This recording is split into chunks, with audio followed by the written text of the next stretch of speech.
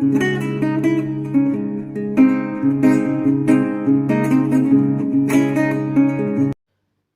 साथियों, परिभाषिक शब्दावली से संबंधित अगला वीडियो प्रस्तुत कर रहे हैं। आई अल्फ़ाबेट है हमारे पास। आइडिया शब्द है पहले, इसका अर्थ होता है विचार।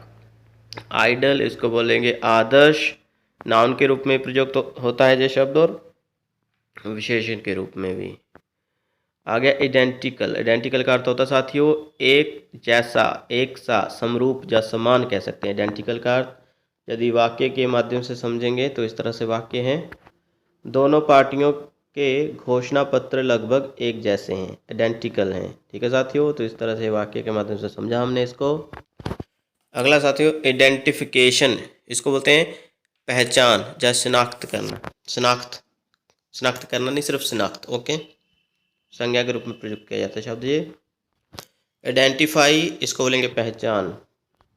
आइडेंटिटी कार्ड पहचान पत्र। आइडेंटिटी सर्टिफिकेट पहचान प्रमाण पत्र। अगला शब्द साथियों हमारे पास आइडल कैपेसिटी, इसको बोलते हैं बेकार क्षमता। इसमें से आइडल का अर्थ आपको पता होना चाहिए बेकार, अप्रयुक्त, निष्क्रिय भी कह सकते हैं। ठीक है, तो बेकार क्षमता, अप्रयुक्त क्षमता या निष्क्रिय क्षमता, इस तरह से इसका अर्थ लिया जाएगा आइडल कैपेसिटी का। आइडल रिसोर्सेस बेकार संसाधन, अप्रयुक्त संसाधन। अगला है साथियों इग्नोरेंस, जिसको बोलते हैं जानकारी ना होना, नासमझी या अनभिज्ञता। अगला है इग्नोरेंस ऑफ लॉ, जिसको बोलते हैं कानून की जानकारी ना होना। ठीक है, या कानून की अनभिज्ञता, विधि की अनभिज्ञता। अगला है इग्नोर, उपेक्षा करना, नज़रअंदाज करना। इल्लीगल गैरकानूनी, अवैध भी बोल सकते हैं। इल्लीगल कंस्ट्रक्शन, अवैध निर्माण। इल्लीगल ग्रेटिफिकेशन, इसको बोलेंगे घूस या अवैध परितोषण। आगे है इल्लीगल इमिग्रेंट, जिसको बोलेंगे अवैध अप्रवासी। ठीक है, तो अवैध अप्रवासी वाक्य के माध्यम से समझेंगे। वाक्य है अमेरिका ने अवैध अप्रवासियों को देश में आने से रोकने के लिए कठोर उपाय किए हैं। कहने का तात्पर्य है कि अमेरिका ने जो बाहर से लोग आते हैं ना, अवैध इलीगल रूप से वहाँ रहने के लिए, काम करने के लिए, तो उनको रोकने के कठिन उपाय किए हैं। ओके साथी, जैसे हमारे भारत देश में भी बहुत सारे बांग्लादेश के, नेपाल के लोग बिना वीज़ा के घुस आते हैं। ओके, वैसा ही। अगला साथी देखिए इलीगल ऑपरेशन, गैर कानूनी काम या अवैध काम। इलीगल प्रैक्टिस, इसको बोलेंगे अवैध आचरण या अवैध कार्य व्यवहार। आ गया इलीगल स्ट्राइक, इसको बोलेंगे गैर कानूनी हड़ताल। अगला काफ़ी इंपॉर्टेंट है एलिजिबल, इसको बोलेंगे ना पढ़ने लायक, योग्य, ना पढ़ने योग्य या लायक, अपाठ्य भी कह सकते हैं। अगला साथी देखें लेजिटिमेट, इसको बोलेंगे अवैध। ठीक है, अधर्मज, ठीक है, संतान भी कह सकते हैं एलिजिमेट को, अलेस्टिमेट को। अगला साथियों अलेजिटिमेट एक्शन, जिसको बोलेंगे गैर कानूनी कार्रवाई, अवैध कार्रवाई, या इल फीलिंग बोलेंगे हम, दुर्भावना। अगले दोनों ही इंपॉर्टेंट है। इलिक्ट, इसको बोलते हैं साथियों अवैध। इलिटरेसी निरक्षरता, यानी बोलते हैं ना बहुत ज़्यादा इलिटरेट है, निरक्षर यानी अनपढ़ता। अगला साथी इल मैनर्ड, इसको बोलेंगे हम अशिष्ट, इसको इल बिहेव्ड भी कह सकते हैं, बेअदब। ठीक है, जिसका व्यवहार बहुत रूड रहता है वो उसको कह सकते हैं। इलॉजिकल, इलॉजिकल यानी तर्कहीन, जो तर्क की बात नहीं करता। ओके, अगला है साथियों इल ट्रीटमेंट, बुरा बर्ताव, दुर्व्यवहार। इलस्ट्रेट, उदाहरण के लिए।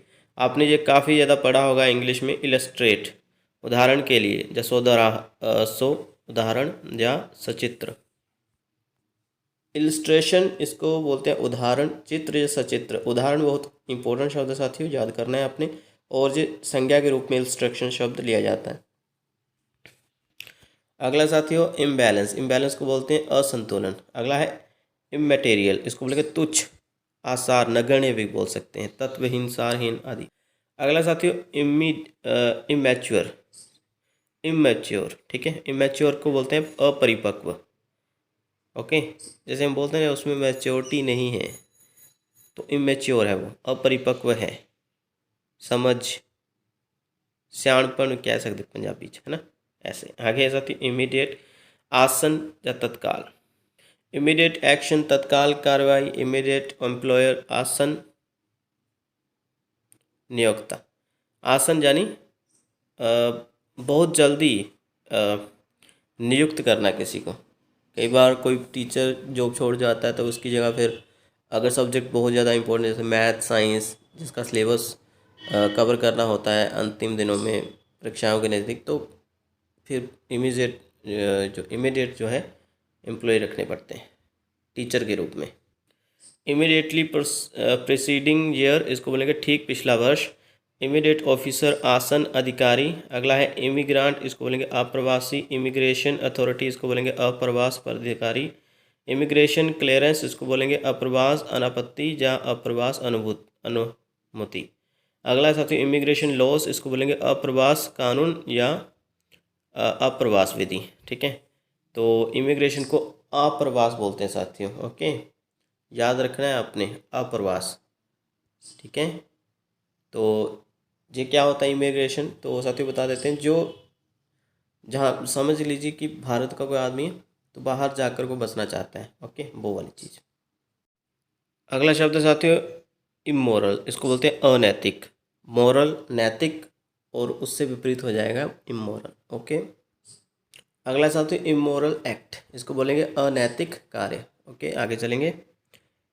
इमूवेबल अचल, ठीक है, जो एक जगह खड़ा हो स्थिर हो उसको बोलते हैं इमूवेबल। इमूवेबल प्रॉपर्टी, अचल संपत्ति।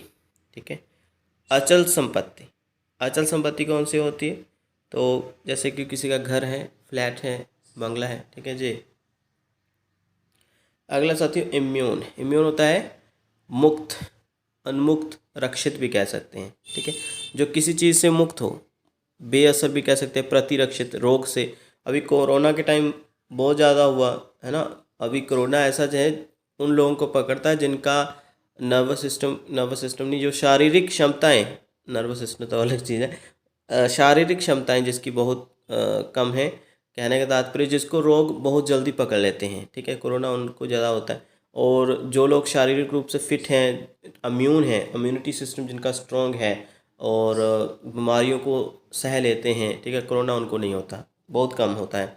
तो ये बेअसर कह सकते हैं, इसको प्रतिरक्षित भी कह सकते हैं। इम्यूनिटी कहते हैं ना, इम्यूनिटी बढ़ाता है, जे दवाई खाएंगे तो इम्यूनिटी बढ़ जाएगी, जे टीका लगाएंगे तो। और अभी कोविड-19 इसके टीकाकरण भी हुए तो इससे और ज़्यादा प्रतिरक्षित आप लोग बन गए। ओके साथियों, तो इम्यून। और ये विशेषण के रूप में लिया जाता है शब्द, इसी से संबंधित आगे इम्यूनिटी, इसको बोलते हैं उन्मुक्ति। उन्मुक्ति या प्रतिरक्षा दोनों का एक ही अर्थ है। और प्रतिरक्षा यानी रोग से, उन्मुक्ति का अर्थ भी हुआ जहाँ पर कि किसी चीज़ से मुक्ति है, रोगों से ही मुक्ति लेंगे। ओके, और इम्यूनिटी कहते हैं जो नाउन के रूप में प्रयोग किया जाता है, संज्ञा के रूप में। ओके, इम्पैक्ट, काफ़ी शब्द सुना होगा आप लोगों ने, इसका अर्थ होता है प्रभाव। इम्पार्शल का अर्थ सुना होगा निष्पक्ष। एक होती है पार्शल, एक होता है पार्शैलिटी, सुना है ना आपने, तो इससे ही विपरीत हो जाता है इम्पार्शल, निष्पक्ष। पार्शैलिटी होता है पक्षपात। ओके ओके, इम्पार्शैलिटी, ठीक है, एक होता है पार्शैलिटी, मैंने पीछे बताया। अगला साथी इम्पार्शैलिटी, तो इसको बोलेंगे निष्पक्षता, ईमानदारी से। ओके, जहाँ कोई पक्ष ना लिया जाए। ओके, तो इम्पार्शल हमने पर पढ़ा जो एडजेक्टिव के रूप में, विशेषण के रूप में। यदि ये देखें इम्पार्शलिटी तो ये संज्ञा के रूप में है। आगे इम्पार्शल जजमेंट, जिसको बोलते हैं निष्पक्ष निर्णय। अगला है इम्पीचमेंट, महाभियोग। क्या है? महाभियोग। साथ ही याद रखना है इम्पार्शल जजमेंट, निष्पक्ष निर्णय। अभी जजेस जो होते हैं कोर्ट में, वो फैसला सुनाने में इसलिए देरी कर देते हैं ज़्यादा, क्योंकि वो चाहते हैं कि किसी को भी पार्शलिटी ना की जाए, पक्षपात ना किया जाए, और बिल्कुल निष्पक्ष निर्णय जो भी आता है, चाहे देर से आए लेकिन आए जरूर।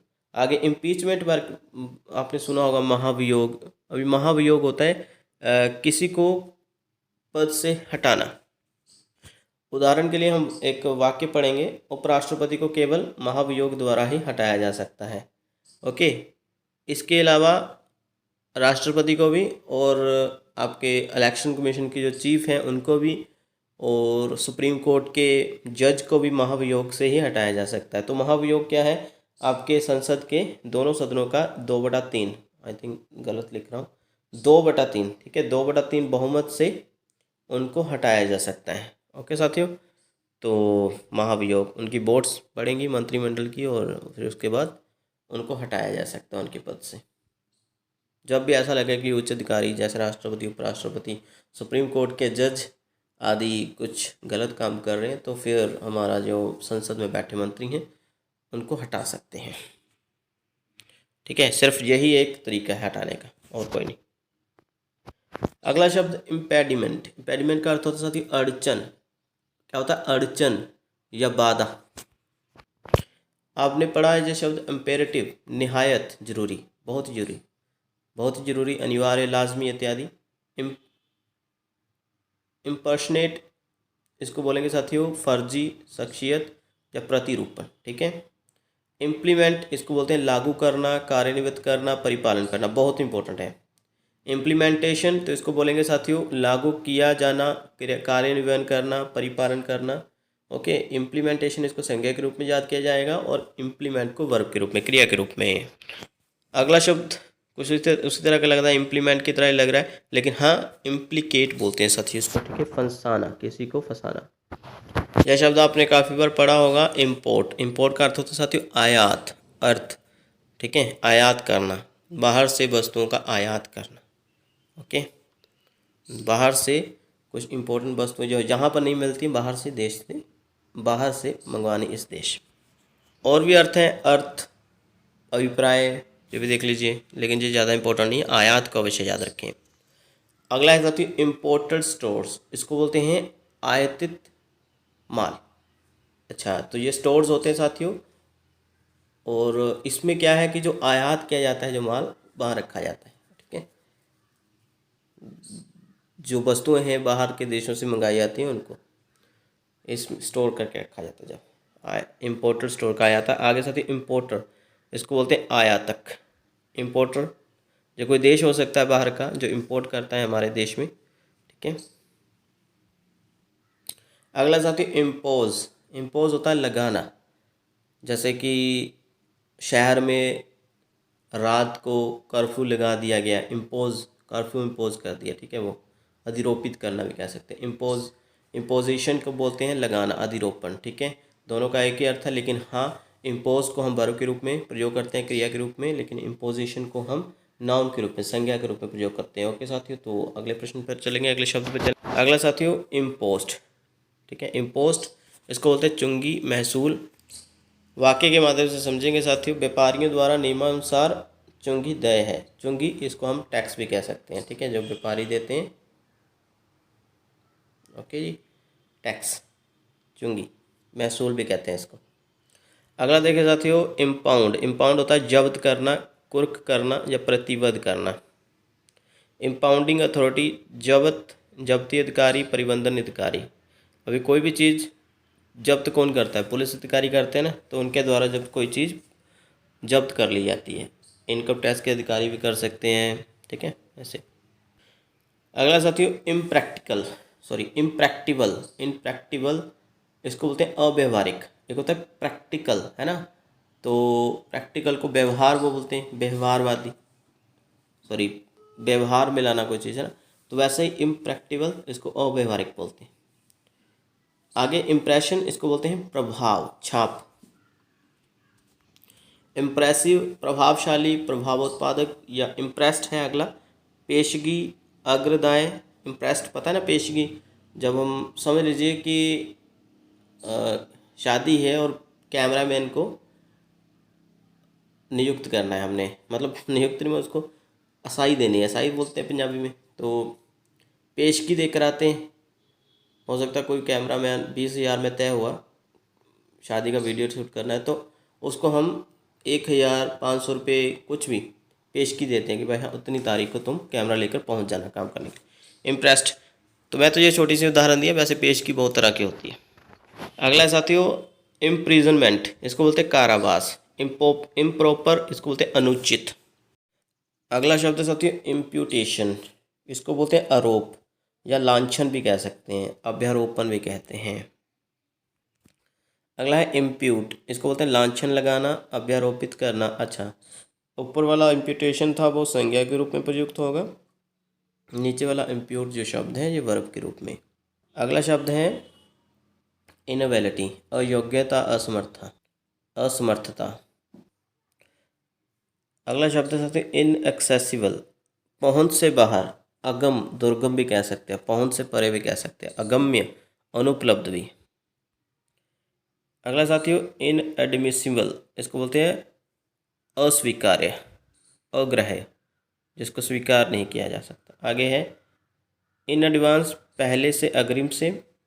ठीक है, दो अर्थ है इसके, पहले से भी कह सकते हैं, अग्रिम रूप से भी। अगला है इन एडवर्टेंस, इसको बोलते हैं इन एडवर्टेंस, भूल, असावधानी या अनवधानता। अगला साथियों इन एप्लीकेबल, इसको बोलते हैं साथियों लागू नहीं, लागू ना कर होने वाला। ठीक है, लागू ना होने योग्य, अप्रयोज्य भी कहते हैं इसको। इनॉग्रेशन, इसको उद्घाटन बोलते हैं, बहुत ही फेमस शब्द है।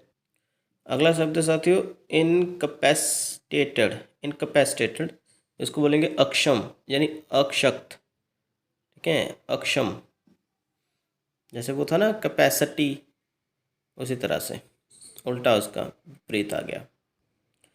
अगला शब्द साथियों इंसेंटिव, इंसेंटिव कहते हैं राहत, रियायत भी बोलते हैं, प्रोत्साहक भी बोलते हैं।